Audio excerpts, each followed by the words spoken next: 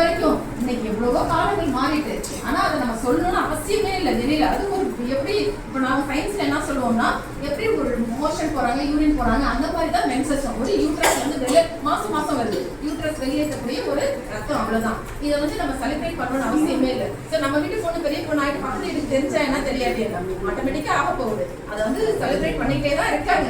So நம்ம அடுத்த generation நம்ம தான் இருக்கும் இல்லையா, என்ன சொல்றாரு, நீங்களும் அடுத்த ஜெனரேஷன் இருக்கீங்க இல்லையா, ஸோ நீங்களும் அதை வந்து மாற்றணும். சின்ன பசங்க நிறைய இருக்காங்க. ஸோ இந்த செலிப்ரேட் பண்ற கல்ச்சரை வந்து சேஞ்ச் ஓவர் பண்ணுங்க. எப்படி பார்த்துக்கணும் அப்படின்னா, முன்னாடியில நம்ம வந்து என்ன யூஸ் பண்றதுல நாப்கின் யூஸ் பண்றது கிடையாது. முன்னாடி காலகட்டத்தில் பார்த்தீங்கன்னா நீங்களும் என்ன யூஸ் பண்ணிருக்கீங்க, துணி யூஸ் பண்ணிருப்பாங்க. ஸோ அந்த துணியை வந்து யூஸ் பண்றது ஒரு பெரிய கஷ்டம். ஆனா அதுக்கப்புறம் தான் இந்த நாப்கினே வந்துச்சு. ஸோ நாப்கின் யூஸ் பண்றது ஈஸி தான், அதை ப்ராப்பரா யூஸ் பண்ணணும். எப்படி யூஸ் பண்ணணும் அப்படின்னு பார்த்தோம்னா, அந்த சானிட்டரி நாப்கின் யூஸ் பண்ணும்போது எவ்ரி 4 to 6 hours சேஞ்ச் பண்ணிடணும். 4 மணி நேரம் வந்ததுக்கு அப்புறம் அப்படியே வச்சுக்க கூடாது.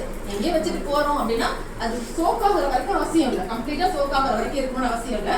ஒரு 4 மணி நேரம் ஆயிடுச்சு அப்படின்னா அதை டிஸ்போஸ் பண்ணணும். ஸோ டிஸ்போஸ் பண்ணும்போது அப்படி தூக்கி போடக்கூடாது. நம்ம எங்க வேணாலும் அதை ப்ராப்பரா பேப்பர்ல ஃபோல்ட் பண்ணி இது